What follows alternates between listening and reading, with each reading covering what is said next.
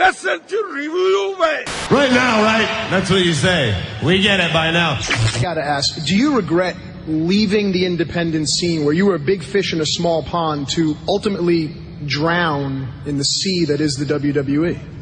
Well, that's funny because Daniel Bryan never wrestled on the independent scene. I don't know, if you go on YouTube, Daniel Bryan, all you ever see is Daniel Bryan in the WWE. But there was this guy, man, he was out there, he was kicking people's heads in. People called him the best wrestler in the world, the best technical wrestler in the world. He was a champion in Japan and Mexico and Europe. And do you know what his name was? It was, you might know this guy. What's next for this guy? For Daniel Bryan, I don't know, man. That might be the end of him. I mean, he's eliminated from NXT. I mean, he can't even beat rookies. What's wrong with this guy? He can take Batista to the limit, but he can't beat rookies. Daniel Bryan might be done, but Bryan Danielson, God knows what's going to happen to him. Bri, best of luck in your future endeavors. I know you're going to be just fine.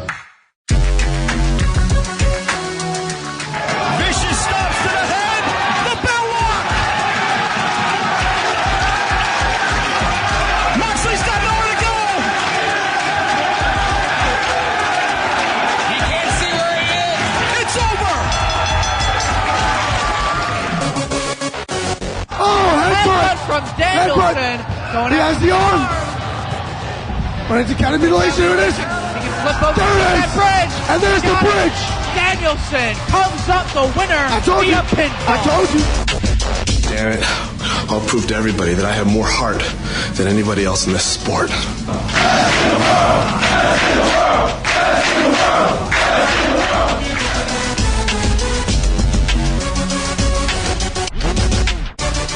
Hello and welcome to Review-A-WAI.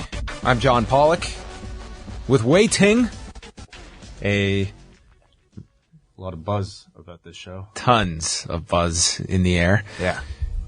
Mr. Ting, I can't help but ignore the wonderful scent that is coming from your coffee mug. This is a vanilla-flavored coffee that you are taking in. It is a French vanilla. French vanilla. Which I did not buy from any cafe, but it was made from the office coffee machine. Oh man, those office coffees get a bad rap, but they're great. They're efficient. They're free. Yeah, they're free. That is the primary, and they're convenient. And they do the job. I'm not nearly enough of a connoisseur of coffee to be able to tell the difference. I'm not even giving a shout out to what I'm drinking. They will no longer get any love after the controversy you uncovered last week. The former hockey player branded coffee company who shall not be named. Yeah, we'll call it him, Lanny McDonald. Lanny McDonald's? Doug Gilmore's. McDonald's is a bad. Probably. Yeah, I know. That name gets enough. Doug Gilmore's? Doug Gilmore's. Doesn't sound as tasty. I don't know. I don't know if I'd eat at Gilmore's. We're going for our coffee at Doug's. Dougie's. Yes. A Doug bit. I want to have a Doug bit. How about Wendell Clark's? Wendell Clark has a restaurant, actually, in town. How about Dave Andrechuk's? Andrechuk was the other name I was actually just thinking about. The awkward skater. That was actually very good. Andrechuk makes it sound like you're gonna puke. What about the Andrechuk? We're going to Andrechuk's. No, not again. Well, you've always got time for Dave Andrechuk's. No, it doesn't really work. Well, that's nonetheless funny. Wei, how are you? Is everything good? Excellent, man. I feel there's a lot going on in the world. These Wednesdays. Yeah, there's a ton going on. Wei, what would you do if you woke up one morning and WeiTing.com had been purchased by your political adversary and you were running for president? Well, WeiTing.com has been purchased. Oh, has it? I bet that is probably one that is not easy to get. What is WeiTing.com? It's a pretty shitty website. This is like a GeoCities site, man. A page dedicated to you who brain injury help, brain anatomy, and hope after. It's a page dedicated to you who are waiting while someone is in a coma due to brain injury. Wow. That's not very pleasant. But... Okay, they have this exchange here. You have a phone call from the hospital, he adds. Everything turns flat and dull. I pick up the phone and a voice tells me my husband has been in an accident. Everything takes on an air of unreality. I am so trapped in that moment that I can scarcely breathe. And then you could click to go to the next page. This is a dark, dark site, Way. This is waiting.com. And then we go to all of our brain injury assistants. We are here. Who we are. The bridge. And then you can learn more about legal issues, about brain injury, and an ICU guide. This is one of the worst put together websites. This had to have been made in the late 90s. But a far better cause than anything I'd be able to provide to the world. The attorney is Gordon S. Johnson Jr. Oh, weird. It's like on waiting.com. Amalgamation of everything that I know, except the brain injury part. I hope to never know that. What about johnpollock.com? Well, I'll tell you, johnpollock.com, it was these parents that had bought it and just put up a picture of their kid. The last I had checked. Unless it's gone. Maybe it's open. Maybe it's available. Maybe you should get it right now before we release this podcast and some jerk I might have to buy it. Yeah, Donald Trump will scoop it up. But back to my original point. Okay. Donald Trump scoops up jebbush.com as it becomes available on Tuesday morning. Love it. I mean, you may hate Donald Trump, but that was a coy move. It's so petty. And I think it's a move that is so fitting of his character. This is a guy who personally doesn't feel like much of a serious candidate for president, but nonetheless, the fact that he is and is still able to kind of get away with all these troll-like actions in the public is very surprising to me. But I think we're in store for, or we have been in store for a very entertaining political race. So he stole the dude's URL? He did, and I'm trying to find the tweet because he had tweeted it out, but... Can you type in jebbush.com? Well, here we go. Here is... nothing has come up for my website, but we go to jebbush.com, and by the time people are listening to this, maybe Jeb will have secured this URL back. I wonder if you, as an individual, especially a public figure like Jeb Bush, do you have a certain right to your own URL? Would he have a case he could make that he should be... I don't think so. It still goes to, it redirects to donaldtrump.com. I mean... Like someone slipped up big by losing this address. I don't on Team Bush or Team Trump on the ball here. Yeah, I don't know what the grounds are for that. You know, whether or not if you're, let's say you're Barack Obama, do you own or do you have a right to own BarackObama.com, or would you have to buy it out? It's a good question. Let's type in BarackObama.com. This whole episode should just be us. Web surfing. Discovering the internet for the first time. I mean, I would assume that one would go right to the president. Barack? Oh, God, the internet sucks here. Yeah, doesn't it? It really does. BarackObama.com belongs to him. Organizing for action. We're the people who don't just support progressive change. We're fighting for it. I imagine he has a lot of money, enough money to buy out whoever owned that website previously. But do you think Jeb Bush is offering Donald Trump a sum right now? Probably a hefty amount. Much like when Chael Sonnen got the rights to Red Panty Night and offered Conor McGregor a 24-hour window to buy it back, or else it would be lost forever. I hate that. I mean, people are ruthless out there, Mr. Ting. Have you taken a look at the new WWE Network programming lineup, which might have an impact on this very show? Why is that? Well, this is stuff that's all possible future review material. I have. Yeah. We have the Edge and Christian show that's debuting this Sunday immediately after Fastlane, which I will watch. I will watch this. I will watch and I will give it at least 1 week of an opportunity. Yep. And we'll talk about it on one of our shows, I'm sure. Yes, you can review Total Divas and maybe we can squeeze in a mini review of Edge and Christian's show that totally reeks of awesomeness. Are you interested? Like, has your interest level raised since you first saw this trailer? I feel the trailer actually did nothing for me. In fact, it was more of a turnoff. Yeah. But I do feel that it wasn't. I feel if I watch this show, I will at least find it humorous. providing it's no longer than 20 to 22 minutes. Yeah. Like this show is an hour would be not good. Mm-hmm. But I feel that these two, as I mentioned before, these are two former wrestlers that are wrestling geeks. Yep. And they are appealing to wrestling fans that will get every inside joke. Who are much of the network subscribers. Yes. Face. This network is totally being targeted at the diehard wrestling fan, which is amazing when you go back to the infancy of this network before it launched. And there was discussion of how much wrestling will we put on this? Will we put non-wrestling programming on this? Yeah. And now we are in an age where they have signed some of the top independent talent to facilitate NXT, and where they've now announced this global cruiserweight series that's going to premiere July 13th, which will be Wednesday nights immediately after NXT. Like, this will be your diehard wrestling fans' 2-hour orgasm. Oh, yeah. Which, it's just like this 2-hour block that everyone is going to be checking out, and it's going to feature 32 cruiserweights from around the world coming to Full Sail University. Okay, I'm going to ask you about who you think will be featured on the show, but who do you think will be calling it? If you had your pick. Well, it would certainly be Mauro Ranallo calling this. I couldn't imagine Michael Cole calling this. For the audience that you're specifically targeting, Yeah. I would definitely go with Mauro. As a color commentator, I could see this being Corey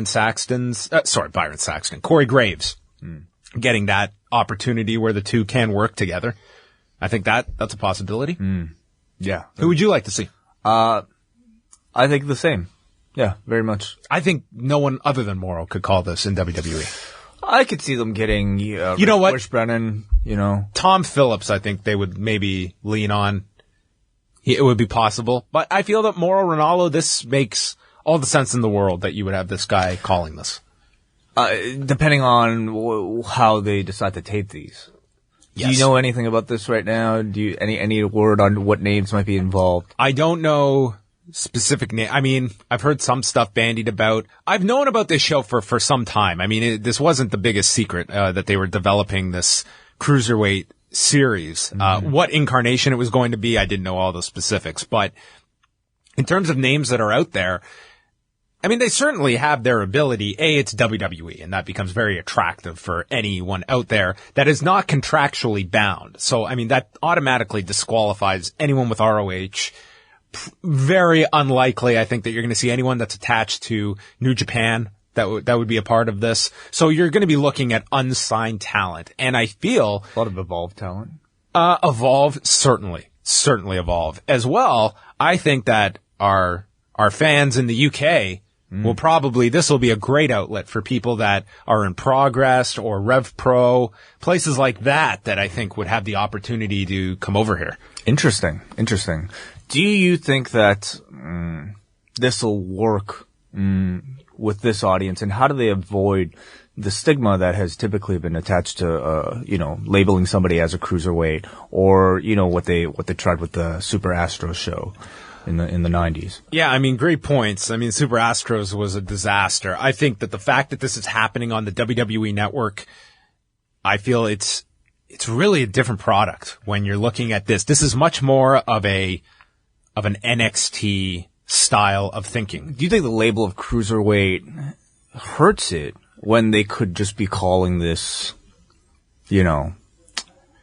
fast wrestling? Light heavyweights, because they'll all be 205 pounds or under, according to this description. But my point is the cruiserweight label at this point sort of a dirty word now? No, because I feel that this is very self-contained, and it's to an audience that does not look at that as a negative label. I think the audience that will be watching this is consuming this much like they do the Best of the Super Juniors, and doesn't look at the word junior, which on a surface level, what sounds more beneath someone? Junior heavyweight, or cruiserweight? Yeah. I mean, that was the whole reason they adopted the term cruiserweight in WCW, was that it didn't sound as if it was less than. Like even light heavyweight would. Yes. Yeah. So I don't feel that that's going to be a big negative. And I feel that anyone that is a big standout in this, they're going to be going to NXT, where I don't think they will be identified as, quote unquote, a cruiserweight. They will. So this is the show to try to get an NXT contract.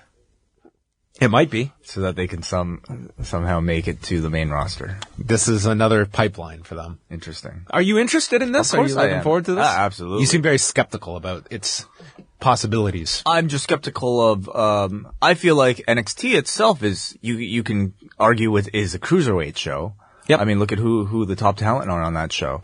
And I'm just wondering if calling this a cruiserweight, whatever they call it, cruiserweight series. You could have just called this the Global Series. Sure. Yeah. I'm just wondering if the cruiserweight label is the best way to promote some of these guys who I'm sure will have success on the NXT roster and then perhaps afterwards on the main roster. Do you want to label some of these talents as cruiserweights when, AJ Styles you don't think of as a cruiserweight, Finn Balor you don't think of as a cruiserweight. They could have called this the Global Force Wrestling Series. Oh. Getting dangerously close to Jeff Jarrett territory with this title, the Global Cruiserweight Series. That's the one that's going to stand out to most people amongst the lineup of programming coming your way, but that's not until July 13th. Also, Camp WWE will premiere Monday, May the 2nd.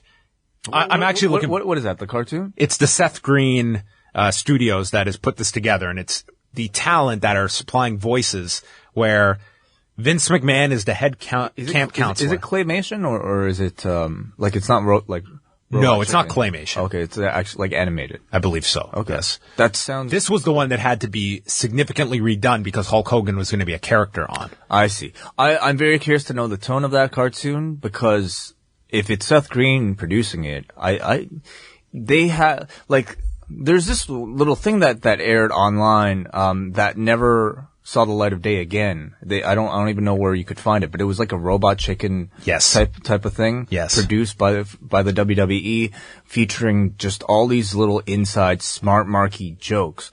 And that is exactly the type of tone that I hope that this show is able to hit on.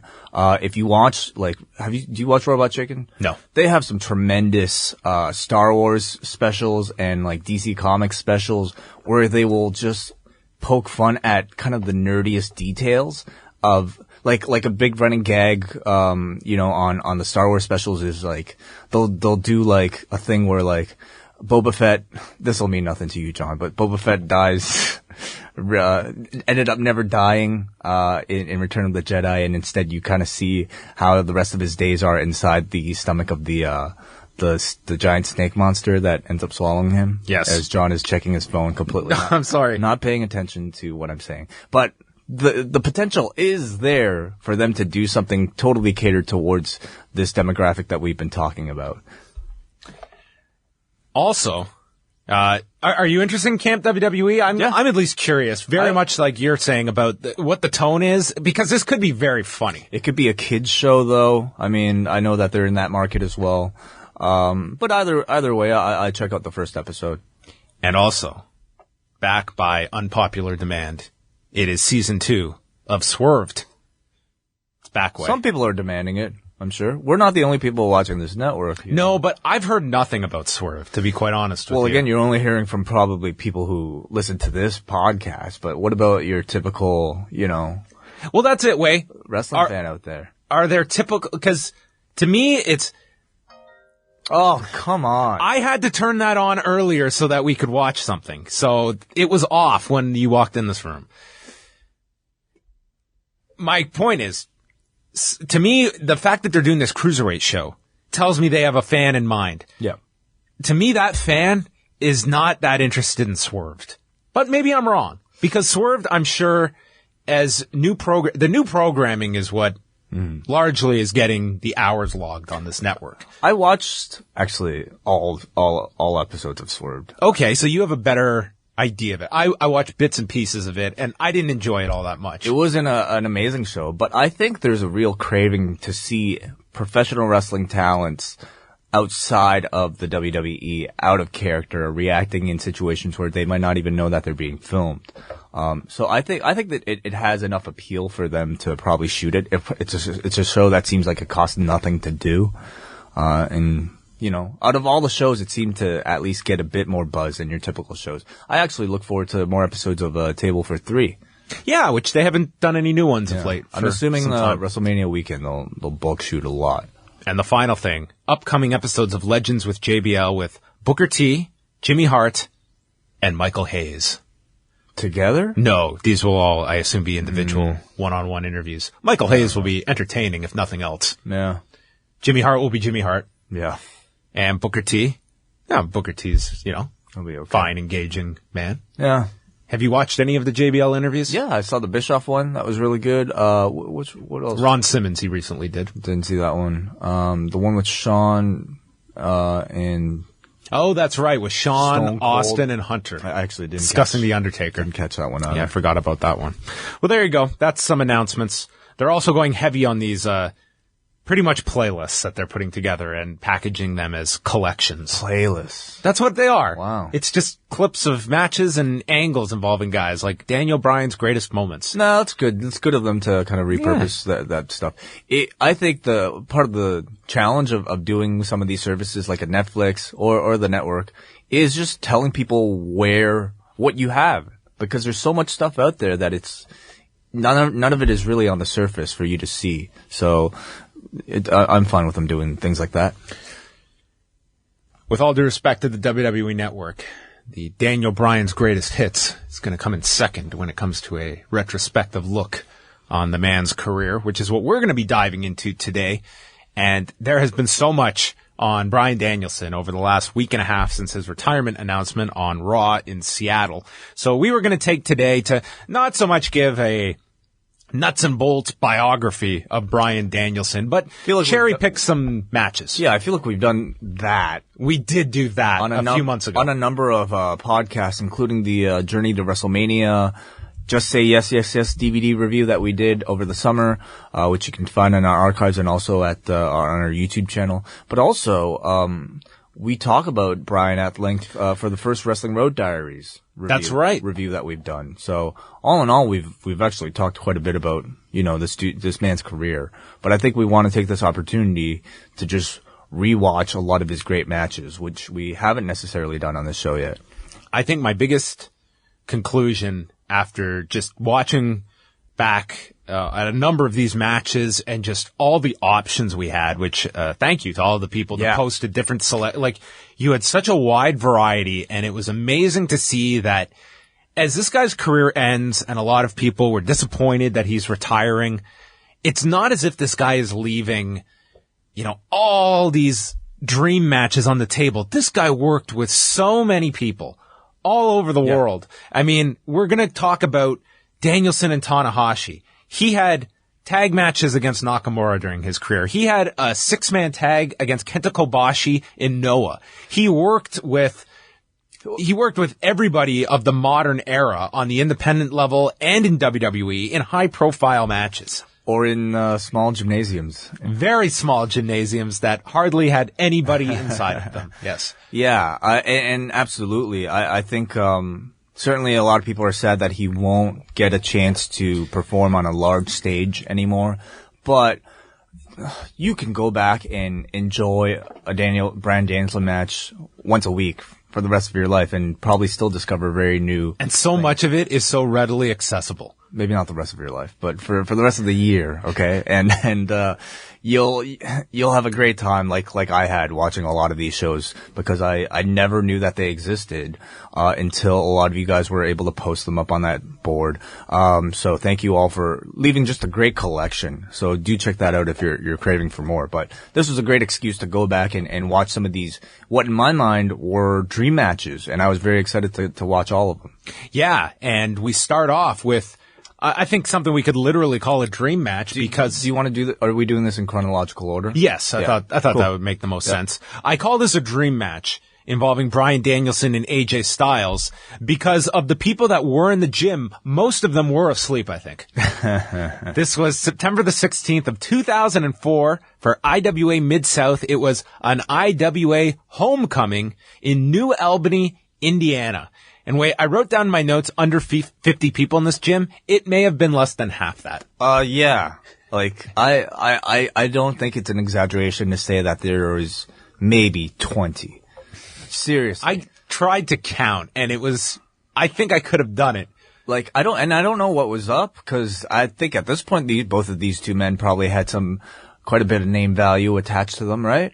What Well, year this would this have been? This was 2004. This was also a Thursday night show because IWA Mid-South didn't always just run your traditional, like, weekend cards. I mean, in this one in particular, there was a card the night prior, and then they had the Ted Petty Invitational Tournament, for the late Ted Petty coming out of this that would go throughout the weekend. So you had a number of nights in a row that they were running. This was a Thursday night in New Albany, Indiana, which probably the population, probably half of them were here. Yeah. No disrespect to anyone in New Albany, Indiana.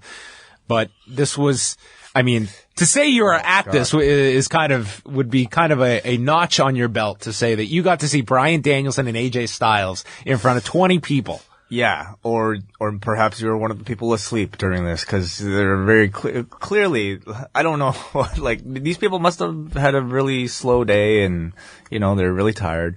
But the setting is really perfect. It was wonderful. It was great in hindsight, knowing that what both of these men would go on to accomplish. You look at it, it's not just the crowd. There's a basketball hoop in the background, of course, like in any classic independent wrestling venue. There's always a basketball net. This looked like some type of garage where, like, there's like a half-open garage door in the back. Awful fluorescent lighting. The ring itself had rips all over it, duct tape plastered everywhere on the rings. A bunch of white folding chairs, like we said, probably 80% of which were empty. And it was really the perfect setting to watch, these two who are now performing on the biggest stage, or one of them. Yeah, and of course, IWA Mid-South was Ian Rotten's promotion, and they were starting to get a lot of buzz because they were doing very unconventional independent matches at the time with CM Punk and his whole crew, with Colt Cabana and Chris Hero. Of course, Dave Prazak here was on commentary, but they started doing like these 90-minute matches. There was a match with him and Hero that went, I want to say, like an hour 45. Stuff that just was, the sheer length of which, it was so novel at the time that here these guys are in front of, probably 100 or less people and doing these matches that you look back today at, and some of the talent that was there at IWA Mid-South, it was pretty impressive. Yeah. And with all that said,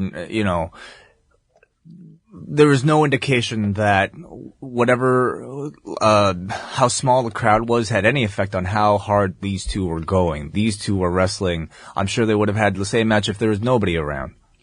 Yeah, we had Bryce Remsburg as the referee, and then Dave Prazak on commentary with Eddie Kingston, a loyal Fight Network viewer, by the way. Is that true? Yeah, I had a nice conversation with him the last House of Hardcore show in Toronto. They started things off with this Greco-Roman knuckle lock, each bridging out from the other, and Danielson is playing heel throughout this match, complaining about Styles pulling his trunks. There was a great sequence with each escaping, and then Styles landed this great drop kick, and a back body drop sends Styles to the floor, and Danielson follows with a pescado that misses Styles, and then Danielson lands on the concrete. Styles hits his own. Then there was the working over of the arm by Styles, applying a Fujiwara armbar and focusing on the arm.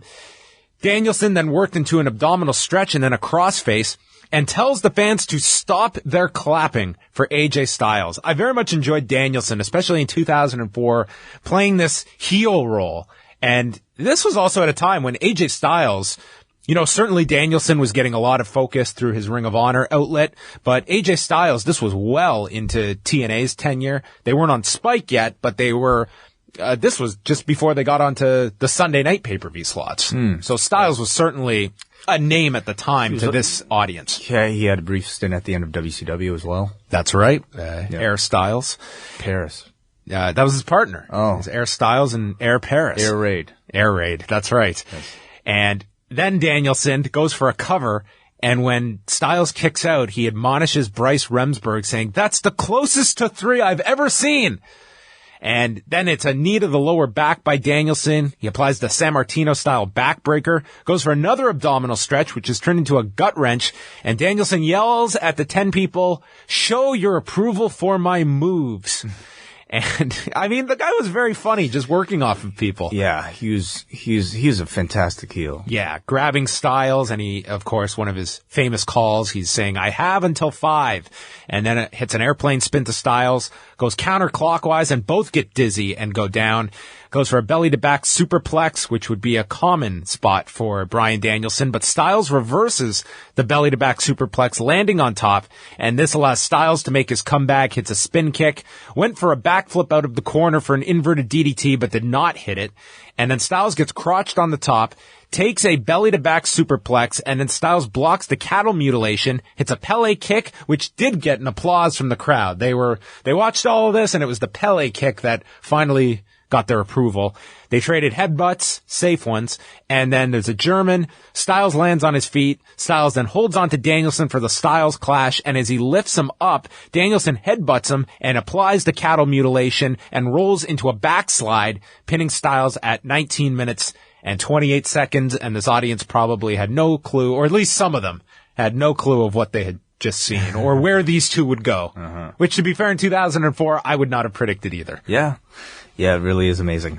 Watching these matches, I just thought it was, one of the things I really enjoyed about it was to get to see the cattle mutilation again. I think it's just such a wonderful move, and Bryan has just so many awesome transitions into and out of it.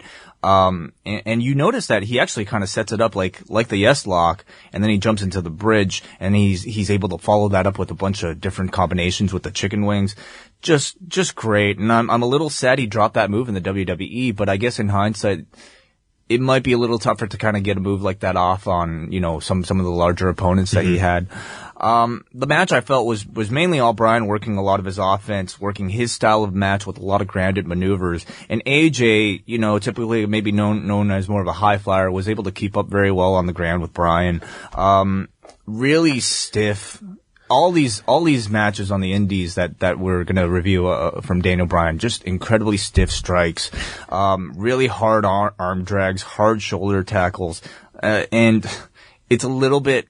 It made me a little uncomfortable watching these, considering, knowing all. Oh, this wouldn't be the match that made me the most. No, they're worse. But even on a match like this, to an audience of 20 people, these guys were going very hard, and. It was a very good match, and I was very impressed, and I really like watching Bryan play this cocky, honestly almost scary and intimidating heel, who he almost played like this kind of psychotic, sadistic dude in just how violent he was in the ring. And it's just a real far cry from kind of what we got even during his heel run in the WWE, which was always more of that of, kind of like the laid back, friendly underdog. Yeah, and I like the fact that we picked this match because it did showcase those aspects to Danielson, because I always felt that when he got tagged as indie darling, no charisma, no personality, this, that, you can watch stuff like this. He could do comedy if he chose to. He could do, which he especially got to hone in when he would go to England and work those shows, incorporating different comedy. He could work heel. He was the guy to me was never a bad promo. I mean, certainly you look at him, and yes, on a surface level, you just look at him as very bland looking. He doesn't have the delivery of The Rock or typically what's expected of, like an 80s screaming type of promo. Yes, but to say he had no personality, I think was just a very lazy conclusion to make of the guy. And I think he himself was as critical as anyone about his own shortcomings. But you get to see something like this in 2004. I mean, this was a guy. He may have not been the personality of Dwayne Johnson. Few are going to be, but charisma comes in many different forms, and I always felt that he had it. Next up, we go just actually 1 month later, October the 24th of 2004, and we're going over to Japan as Bryan Danielson takes on Hiroshi Tanahashi. Quite an interesting match to go back and watch 12 years ago. Yeah, what stage was Tanahashi at this point? Was when Tanahashi was the U30 champion, which was a title that was largely created for Tanahashi. Nakamura would get a run with it, and the criteria was, much like the cruiserweight title would have weight limits, this had age limits. You could not be 30 and hold this title. So this was Tanahashi defending the U30 championship against Bryan Danielson, who had been doing tours now at this point with New Japan Pro Wrestling. And this had been a tour that was largely consisting of tag matches that Danielson was a part of. And this was where he actually did get to work Nakamura in a tag match on, I believe, 2 different occasions. And if you go back to this tour, it was Danielson primarily teaming with James Gibson, Jamie Noble. And if you can find some of these matches, it's tag matches involving Danielson taking on Nakamura, Tenzan, Minoru Suzuki, Jushin Liger, which are, I haven't seen the tag with Minoru Suzuki, but imagine those two together, for instance. So some interesting stuff that you can go back and see. So Tanahashi is the U30 champion. He had also gone to the finals of the G1 prior that summer, losing to Tenzan in the finals. So you could certainly see, while he hadn't won an IWGP title yet, he was certainly poised along with Shinsuke Nakamura as the 2 guys that they looked at as their future at a time when New Japan was in the dumps in 2004, and it was going to get worse before it would get better. They started off with a number of hammerlock reversals, each is trying to control the arm. Danielson used a leg vine, and then Tanahashi broke free. The crowd applauded this. Danielson then wrenches back on the right arm of Tanahashi and is putting lots of pressure on him, lands a drop kick, and then a suicide dive as Superman flies to the floor. Right into the guardrail. Right, and crashes into it and yells, "Fuck! Fuck!" holding his ribs. So this was unsettling. Yeah. These were the metal barricades too. This is not like the ones the WWE has now. This was like head into metal. Mm-hmm. That was breaking your fall. Yeah. It was wonderfully set up, following the beautiful chain wrestling that preceded it.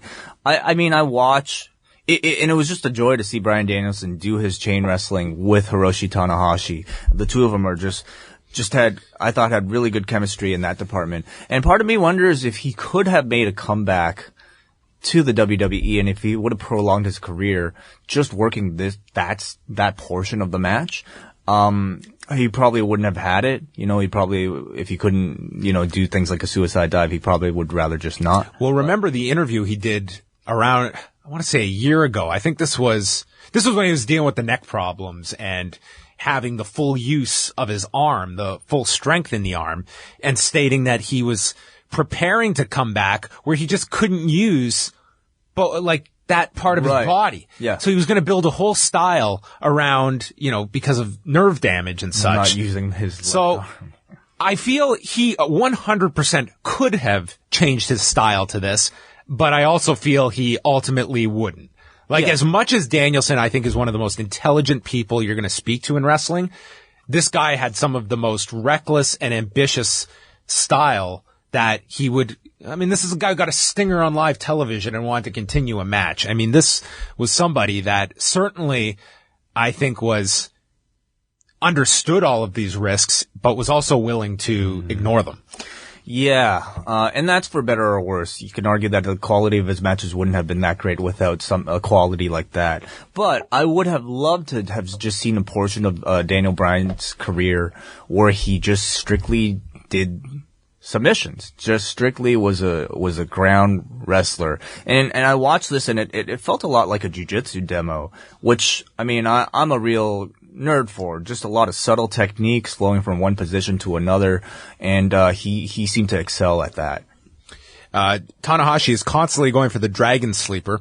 Danielson hits a flying uppercut off the turnbuckle and then a dragon screw leg whip as Tanahashi is now selling his left knee. Danielson works it over with a figure 4.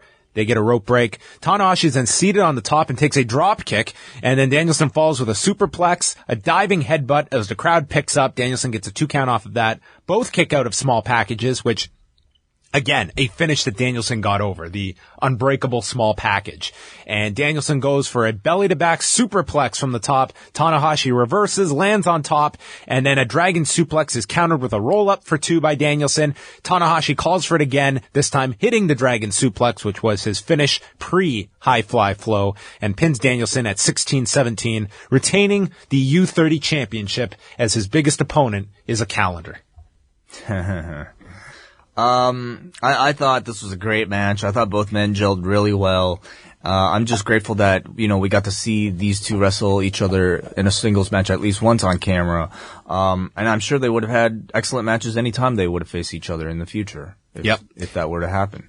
And that's the interesting what if of Danielson when you look at that summer of 2010, where that was at the point when New Japan was ready to offer and Danielson was ready to sign a deal with New Japan. Had he come in 2010, he would have been part of that whole main event mix we've been watching for the last 6 years. On top of that, that was when Paul Heyman was very much in talks with TNA, and his plan was to build everything around Kurt Angle and Bryan Danielson eventually getting to a match. And Danielson could have been part of both New Japan and TNA, and how differently things would have been.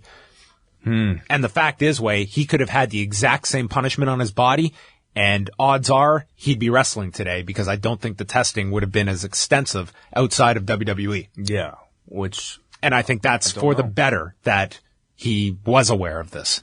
I don't know if he necessarily would have been going through all the channels he did outside of WWE. Our third match is August the 25th of 2007. ROH World Champion Takeshi Morishima defending the title against former champion Bryan Danielson. And the story of this is that it's the first title match for Danielson since he lost the title at Final Battle the prior year to Homicide after holding the title since September of 2005 and having that outstanding title run. So this match was nuts. Yeah, we can agree on that. Yeah. And this crowd at the Manhattan Center was just on fire for this match from start to finish. Yeah. Everything that New Albany, Indiana lacked, Manhattan made up for. Yeah. The size of the room might have been about the same, but it was maybe 200 times more people. Yeah, there are about 2,275 more people in this arena. What do you remember about the Takeshi Morishima ROH title run? Just, it was a very unconventional change at the time, but one that I thought was certainly they were strengthening their relationship with Noah, and here was a big sign of good faith, taking Morishima over, putting the title on someone, and making him your killer world champion. That was Gabe the booker? Yes. This time? Yes. He was there until the fall of 2008. So he was very much booking all of this at the time. And I think that Morishima, he was someone that ultimately, his weight really just got out of control, and his career was hurt by injuries. I think part of that was carrying so much weight and working the physical style that he did. But I thought that Morishima was going to have a much longer run than he did. And, the comparisons were always made to him with Terry Gordy. And unfortunately his size and that style, it didn't help being that size and the issues you deal with when you're working this kind of style. Yeah. But boy, he definitely made great use of the time that he did have, because this was tremendous. Danielson starts off with these inside and outside leg kicks. I imagine this was already where he was training at Extreme Couture, and leg kicks, despite what Cecil Peoples might tell you, they can end fights, and I think that's what Danielson was incorporating here. He mixed in forearms in the corner. Morishima then gets him in the corner and just unloads these huge strikes, drops Danielson and starts killing him with strikes, and it turned into this one-sided beatdown. I don't know which shot it was, but there was one key blow that would lead to Bryan Danielson's retina becoming detached, and this was the opening minutes of the match, and they would go 20 here. Yeah, Danielson in a promo described it as one of the punches in the corner. Yeah. But it could have been any number of strikes following this, because there's a lot more blows to the head following this. Look, Bryan Danielson probably would have thrown a fit if anyone tried to stop this match. Oh, yeah. His eye literally rolled back in the locker room afterwards. Oh. It was pretty nuts. He had to have surgery either the next day or the Monday after this. And this is the reason why everyone would talk about, Danielson trains. I wonder if he could ever do MMA like CM Punk. It's like, this injury, no commission would ever allow him because of his vision issues, because of this retina tear. And the fact that he went another 20 minutes here, it's kind of insane that can happen. So insane. Working this style of match against the man who is probably 50 pounds more than you, at least. And wasn't there, like, you mentioned how pissed he would have been if somebody stopped the match. Didn't that actually happen in the WWE, and we actually got to see him get rid of that's what I was mentioning before. The stinger he had. Oh, right. Where Triple H made the call to stop it with Randy Orton. It was a 2013 Raw. And then Bryan just blew up on Hunter backstage. And that's the mentality that so many of these guys had. And I can't even tell you confidently that if this exact same scenario happened today in a Ring of Honor, even a WWE ring, I can't 100% tell you they would stop the match. I don't know if they probably wouldn't know the severity of the injury at the time, right in the middle of the match. Well, I think that would be a case. Like, it was obvious here that the eye was a problem. Like, it was visual here. I mean, the announcing was done all in post, so that's after the fact. But you could see his eye was a mess early on and couldn't even have it opened. Like, there was a serious problem there. And wrestling 20 minutes at this style, this pace. He could have been permanently. Of course he could. This could have ended his career. He could have lost his eye as a result of this. They go to the floor. Danielson is on a chair and takes a running boot to the face against the metal barricade. His head was lodged against the metal barricade. With a detached retina. And a boot to the face. Yep. He's having trouble seeing out of the eye as Morishima gets sent over the barricade and Danielson hits a springboard crossbody, clearing the barricade to the audience. Yeah.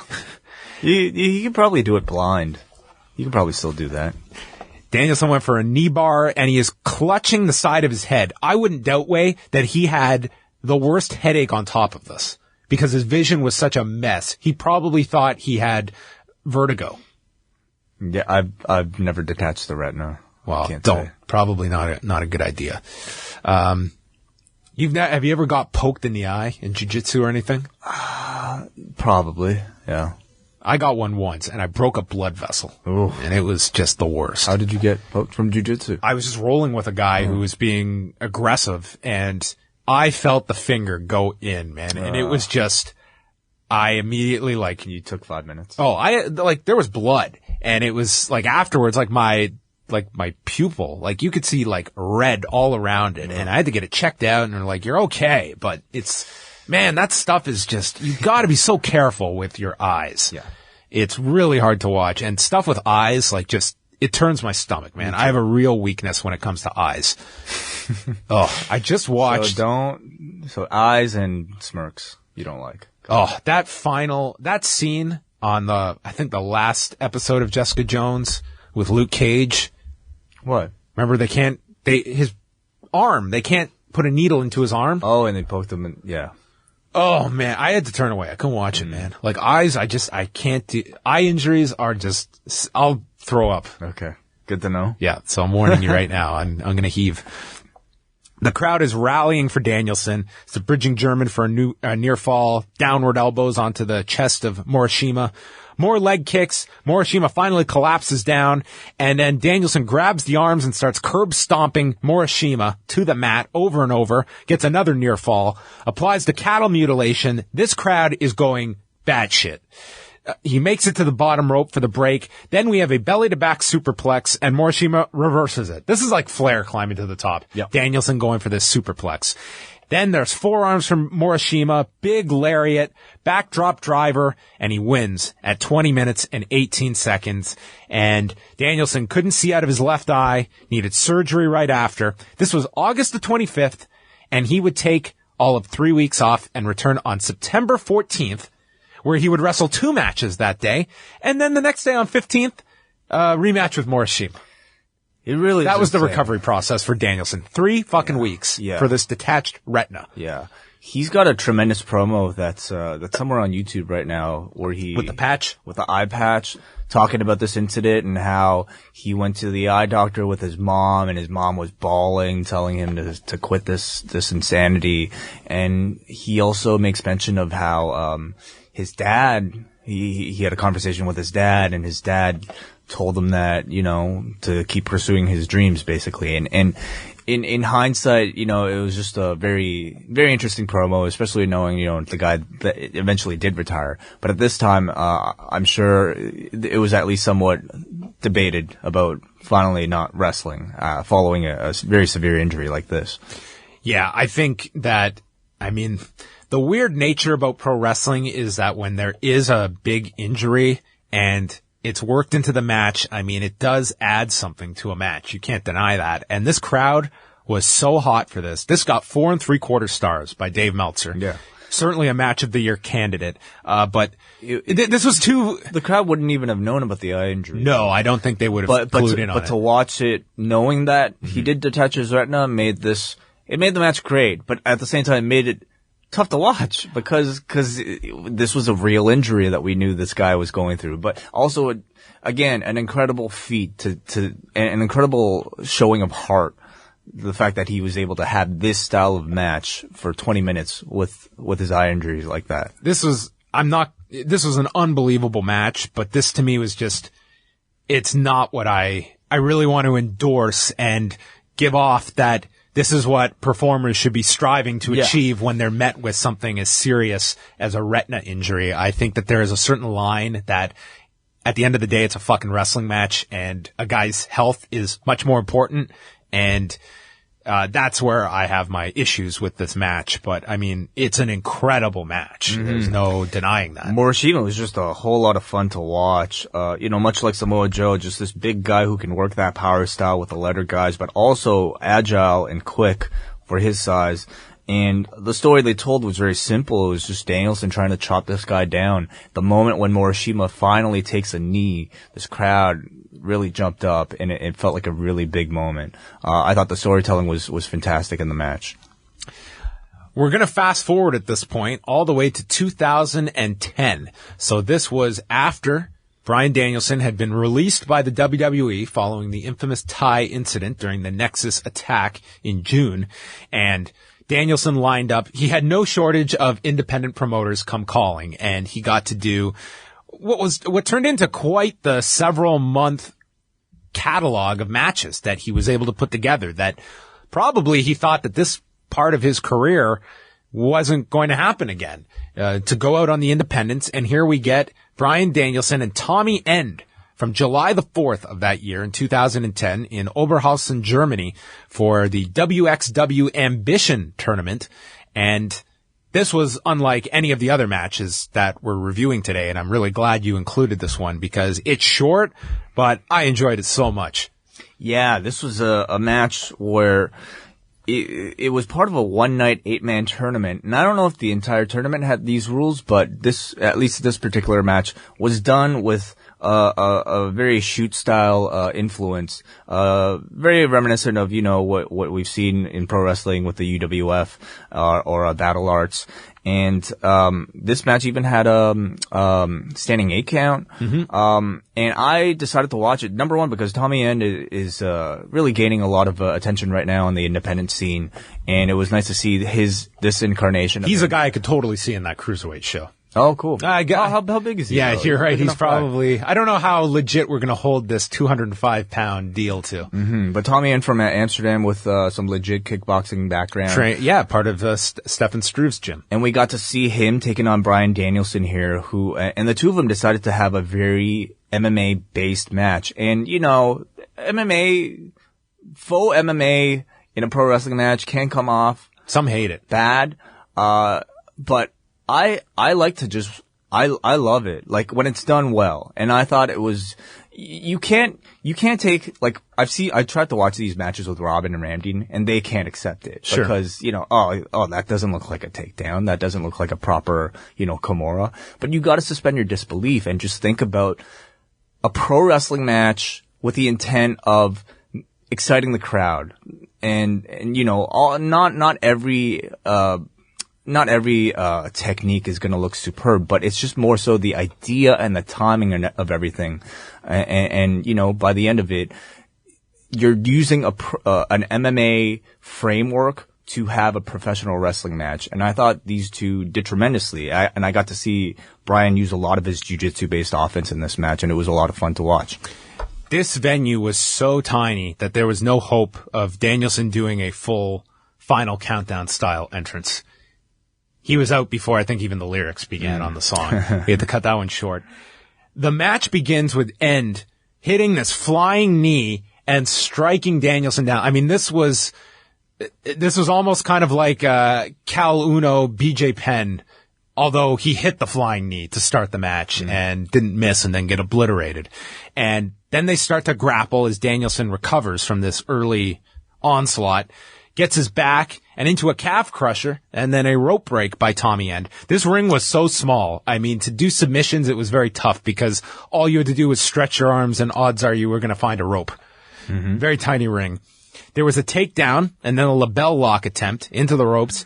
Danielson is using leg kicks, and I enjoyed this a lot because they just escalated and escalated, and Tommy End's selling of these leg kicks, by the end, this man was crippled. This was the most realistic selling of leg kicks because this is what will happen in any MMA fight where you see a guy, the first leg kick he lands and the guy tries to smile it off. By leg kick number 6, that guy is switching stances or can't even take another leg kick. It was a progressive wearing down of the legs to the point where, much like the Morishima match, the big moment was when you couldn't get back up. There were knees from the clinch by End, more leg kicks and strikes on top by Danielson, goes for a knee bar, again a rope break, and then Danielson hits this leg kick, and the crowd reacts so well because of the selling by End. They know how vicious these are.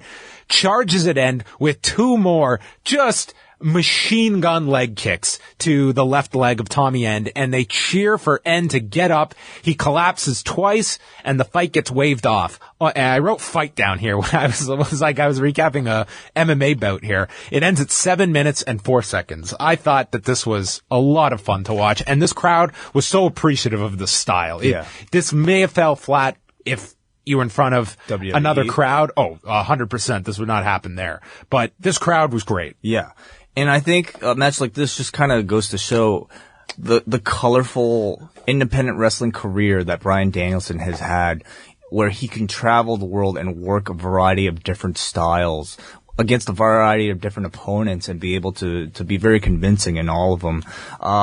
It was a lot of fun for me to kind of see Bryan work some of his jiu-jitsu influence. He loves his omoplatas, that's for sure. And, yeah, I thought this was a lot of fun. If there are more out there, please send them my way because I'd love to see Danielson do more of these types of matches. Yeah, Tommy End is a lot of fun to watch if you're a fan of the UK scene. He's working more now with Pro Wrestling Guerrilla, and I think that guy, he is going to get scooped up at some point. If he is still unsigned by the end of this year, I would be very surprised. We go to September of 2010. At this point, Danielson had returned at SummerSlam, but still had independent dates that he had to fulfill. And this was going to be his last outside date before going full-time WWE.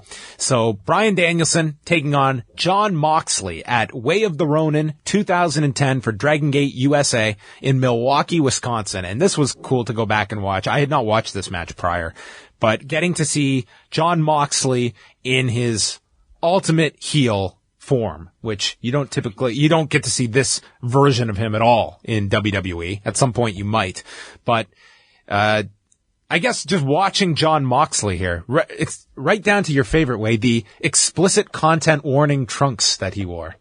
Oh, he had those? On his back. I guess so. With Mox written on them. This was 2010, so still a little late to the game on the explicit warning knockoff. The Dudleys actually have a new shirt. That's right. They've got the more, it's like the straight out of Compton look. Yes. Yeah, it was really nice to see Jon Moxley in his full kind of heel mode here. His gimmick was he was a piece of shit. Yep. And he also was a womanizer who was abusive to women yet had some type of weird grasp of them. Like they just randomly slapped this woman that was in his corner. Yeah. There was a ton of heat for this just from the get-go. And I'm wondering how much was Bryan, did he have a long run in Dragon Gate during this time, or was it like... Yeah, he did select shows for them in between, but really you're looking at from July to September, so it's not like they're running a ton of shows in that short amount of time. On commentary, they mentioned how Moxley was kind of doing a lot of build-up for this match online via promos, and... That's where he really, to me, established his presence, was not so much just the in-ring, but his character work that he would post promos. They were very good promos, and was becoming that character. And I think he's a guy that I think very much goes outside the box. I think if you listened years ago when he was on Colt Cabana's show, he very much did it as this guy who just kind of looks down upon the independent scene and just, I think, very much becomes that character. Mm-hmm. And that's what he tries to get across. I mean, he's very much a different breed than your typical 30-something wrestler, 20-something wrestler even. And today. I think definitely somebody who probably came along at the perfect time with, everything that is available digitally in social media to be able to still keep the attention of your audience when you're not wrestling via, his wonderful character work. He definitely just seemed like he was already world class in terms of his promos and charisma even before he stepped foot into the WWE. Moxley comes out and says how all the fans here have come to see him get his fucking head kicked in, and the crowd chants that at him. Moxley notes he's been drinking whiskey all day, and then ran for an hour, and then slaps his valet in the face prior to the match, and she smiles. Danielson charges and attacks Moxley and immediately goes for the cattle mutilation, cannot get him, and starts elbowing Moxley, and then hits a suicide dive to the floor. Moxley posts Danielson twice, and then just shoves his valet over. And they note that he has some strange hold over these women he brings to ringside. Danielson is bleeding from the post shot, and Moxley attacks the wound, works the left shoulder of Danielson. They're brawling around the building. They come back into the ring, and Danielson starts kicking him in the chest. Moxley attacks the left arm. There's a Fujiwara armbar, and then he puts the weight onto the knee. And then Danielson goes to his back, tries for a triangle, and this is where the commentary does bring up his training at Extreme Couture in Las Vegas. There's a missile drop kick by Danielson into an ace crusher, and then Moxley gets a 2 count, escapes a cross-face chicken wing, and then Danielson drops elbows on him, applies the cattle mutilation. Moxley goes to the bottom rope. The crowd is, at this point, they're trying to just get, I thought that there would be silence at times, and someone would just have to yell out a joke. And it just became annoying at times with this audience. Like, they were very much amateur stand-up comedians in the crowd, which is one of my bigger pet peeves in these shows.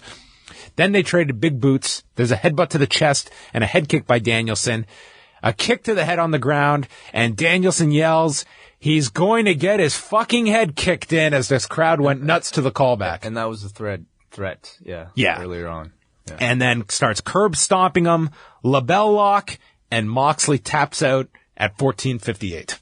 A very good and another very hard-hitting match. I mean, all these matches we've seen, you watch them all, especially in succession, and you really don't have to wonder why this man might be retiring at an early age. Just such an incredibly physical, taxing style, and he probably did this every night for years. After the match, Danielson offers his hand to Moxley, and then Gran Akuma jumps him from behind. They're part of the Kamikaze USA faction, Akuma and Moxley. And then Moxley applies the chicken wing, and Jimmy Jacobs runs in with a chair to clear the ring and hugs Danielson. And then Danielson goes to get on the microphone for his farewell to the Dragon Gate USA audience, and Jacobs wants a front row seat for this speech. He goes to sit on the chair, and the chair breaks, and Jacobs falls on his ass, and Danielson, thinking on his feet, states, isn't that the story of your entire career?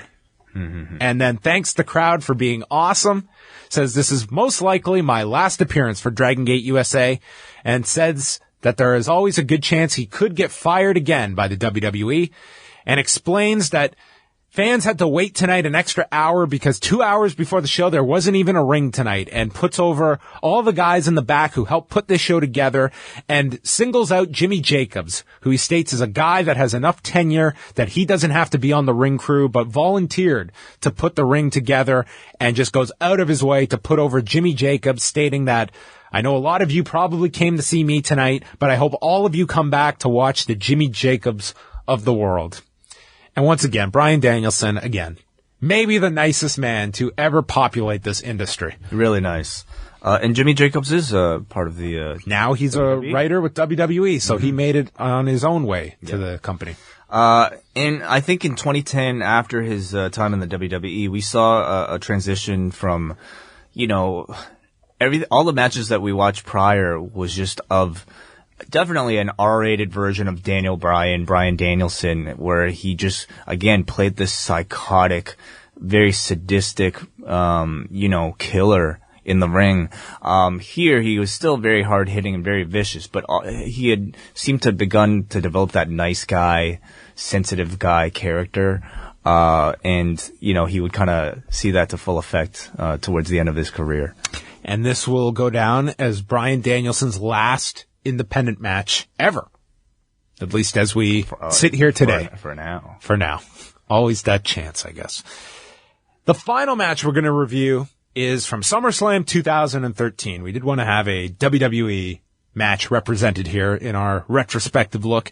And while it won't go down as Bryan Danielson's most famous match in the WWE, it was a very important match. His first, I would say, headlining match. He was very much a part of at TLC for the Shield match, which didn't go on last. I would say this was his most high-profile match up until this point in August of 2013 at the Staples Center. John Cena defending the title against Bryan. This one went on last and had the difficulty of having to follow Brock Lesnar and CM Punk, which was excellent that night at the same show.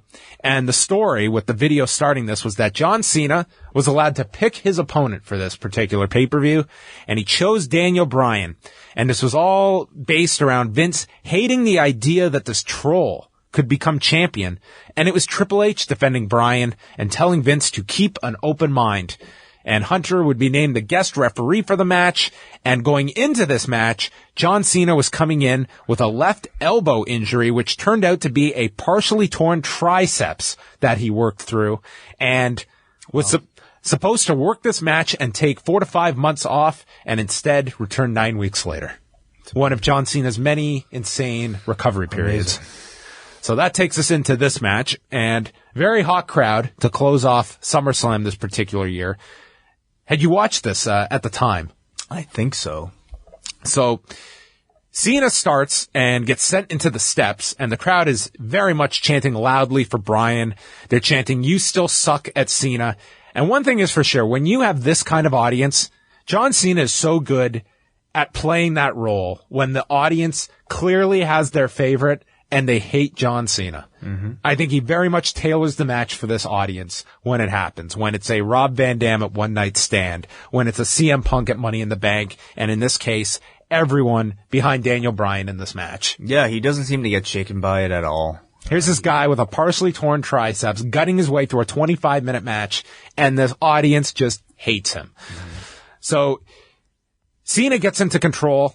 Bryan comes back with punches, kicks in the corner, very big reaction. There's kicks to the chest of Cena, to his knees, ducks one to the head, and Cena shoulder tackles him with a slam. At first, the 5-knuckle shuffle is stopped with Bryan kicking him in the head off of his back, and then Cena tries it again with a slam and hits the 5-knuckle shuffle.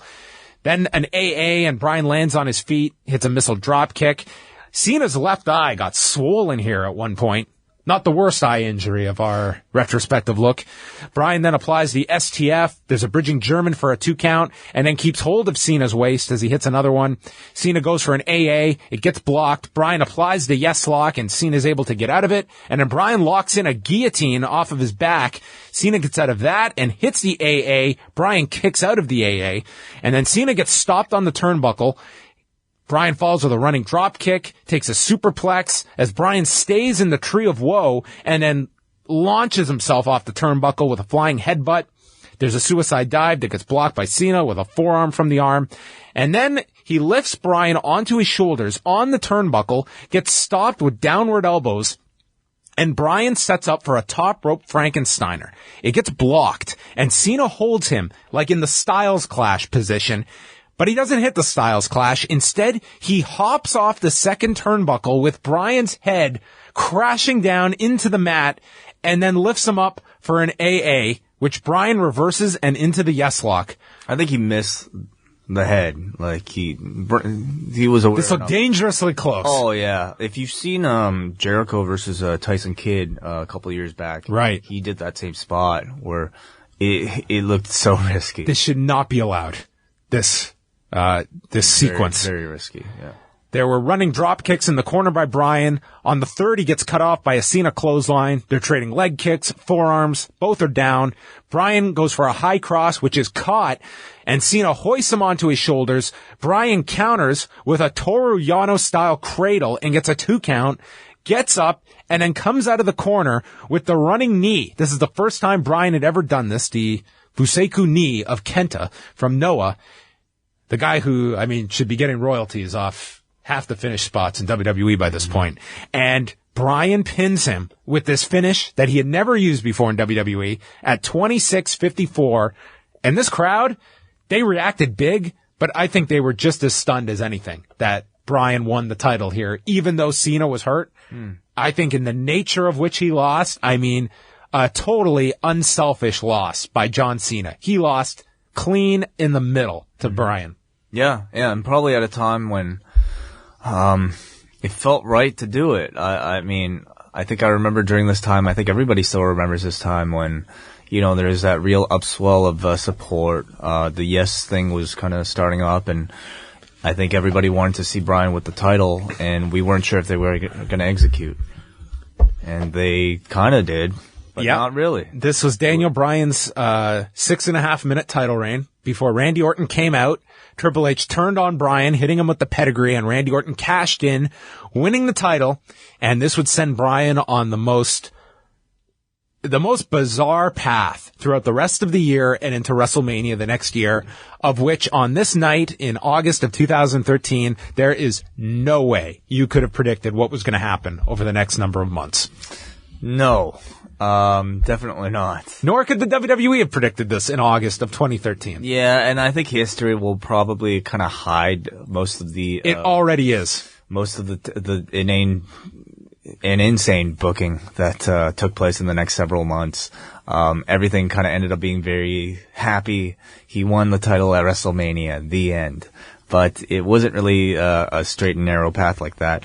The match here was very good. It's noticeably a very different style for Daniel Bryan, comparing this to, let's say, his AJ Styles match in 2004. It's still very physical, but not nearly as stiff as some of the others. More of a reliance on kind of repetition and familiarity of a moveset versus, I think, back in his indie days, he was a bit more varied in his offense, and I would say even more technical with some of the subtleties in the submissions. But not my favorite of the 6 matches, but I think it was really nice to see him wrestle all the way from a small gymnasium to the main event of SummerSlam. It leaves Daniel Bryan in a very interesting spot, though, coming out of this. And what I guess he would just chase Randy Orton now for the next while? Yeah, I think that's a great spot, because Daniel Bryan was made into... he had those wins over Randy Orton, so that all made sense. Yep. He can beat him, and the people are really behind him. Yep. That was the thing in the show, because I thought that Punk and Lesnar was the best match on the show, but the people were so wanting Daniel Bryan to win the championship that it made that match, on par, because they just, like with Punk and Lesnar, I don't think that they wanted Punk to win, but it wasn't that important to them as much as just seeing a brutal match. With Daniel Bryan and Cena, it was so important. They really wanted Daniel Bryan to get his moment. And so, he really has that kind of momentum. And it's good that people are put in the position of going, well, he can win it. They're not afraid to put him over for it. But he doesn't have it, and we got Randy Orton with it, who, is now a heel. It's also worth noting the business that SummerSlam did this year, because this was Bryan put in his biggest position yet during his time in WWE. And when the numbers came out, this show did 296 buys worldwide, 186,000 domestic, which were way down from the year prior. And Vince McMahon flat out said that the main attraction clearly didn't click with our audience. And you can look at the fact that this was certainly built around Cena and Bryan in the top spot, along with Punk and Lesnar. But the fact was, the year prior, which was built around Brock and Triple H, did significantly more business on pay-per-view. And that was somewhat a strike against Bryan, which was something that he would have to deal with going into the fall. And as much as this audience was behind him, when he was put in this big position, it was down from the year prior. So he had that working against him as he went into all of these issues in the fall and the following year. So that's worth noting. However, WrestleMania that following year, even with the network launching, it did a very, very healthy number. And I think Daniel Bryan, he was the main star going into WrestleMania that year and deserves a lot of credit for that, even with the network launching. So that wraps up our look at 6 of Bryan Danielson's matches. There are about 6,000 more you could probably find online through whatever means and check it out.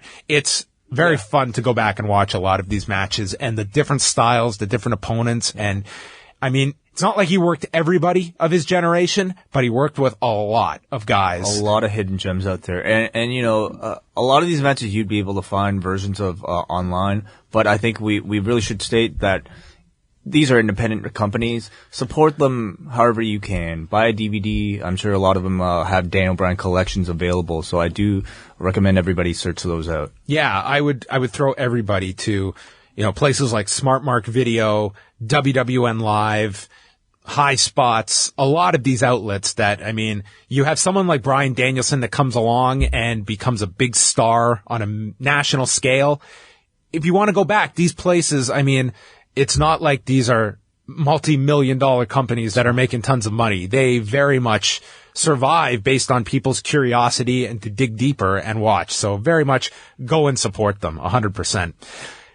That will wrap up this week's show. Did we want to take a look at the feedback thread? I don't know if we had much in the way of actual feedback, but we do have the thread up there. Yeah, one or two if there's anything interesting. We were asking for anyone that had I mean, there's so many lists of matches up there that I would certainly send people to, whether it be matches in Ring of Honor, PWG. Just scrolling through here, a lot of just different links. I think we'll just leave this up here for people that you can go check on your own leisure. These aren't really in the, not exactly traditional feedback we've got up there, but a nice collection of matches are up there. No, you guys don't matter. My voice is about to die, so we got to wind this one down. All right, let's talk about what we're going to review next week. All right, well, Fastlane will be in the books by this time next week, which means we are fully into WrestleMania season, and that is what we are going to be focusing on from now until WrestleMania. The way we are going to structure things this year, we are going to focus on 2 WrestleManias, and we're going to try and give a more prolonged view of each show. And the first story arcs. Yes, very much. These are going to be some 3-act review-away plays. And we're going to start with WrestleMania 12. So next week, what we're going to do, we're going to review the March 25th, 1996 go-home edition of Monday Night Raw going into WrestleMania that year. And I think it's going to be fun to look at kind of what did a go-home show look like in 1996 for the WWF. When WrestleMania was certainly not anywhere near the beast that it's become now. And we're going to take a look at the 1996 edition of WrestleMania, and we'll look at the Raw going into WrestleMania. We'll review that WrestleMania, and then the Raw coming out of it. The boyhood dream does come true. Mm-hmm. So we'll find that out, as well as the Huckster and Nacho Man culminating in a big free-for-all match at WrestleMania 12. No, I can't wait to watch that. So next week, there's a lot for Mr. Ting and I to watch over the next week. So this is a 1-hour Raw that I think we'll enjoy. We want to give our audiences a break too. Enjoy. After Super Brawlway, that was the equivalent of like 5 weeks of reviews. So we're going to give us a break here. Mm-hmm. So some extensive WrestleMania 12 coverage coming up over the next few weeks. March 25th, 1996 episode of Raw, and it's up on the WWE Network. Very easy to find. And that's going to wrap things up. You can go to liveaudiowrestling.com for our daily news updates, all of our shows, and all of our video content is up at youtube.com/live audio wrestling. You can catch the video versions of Review-A-Raw, Raw in 3 minutes, as well as past reviews, including the Journey to WrestleMania DVD, which we did last June and kind of encompasses a more full career look at Daniel Bryan and his pre-WWE career, his WWE run, and everything up until WrestleMania of last year. So you can check that out for a even more comprehensive look at Daniel Bryan, as I know you've kind of Bryan'd out. I think I'm tapped out. It's been a lot of coverage on Bryan Danielson over the past 10 days. So that will bring everything to a close. Any closing words, Mr. Ting? No. Okay, then. All right. Well, good night. We will chat with you later. And thank you for listening to Review-A-WAI. And my NXT rookie is Daniel Bryan. Daniel Bryan is an internet darling. He has traveled the world, became a star on the minor leagues, on the independents. People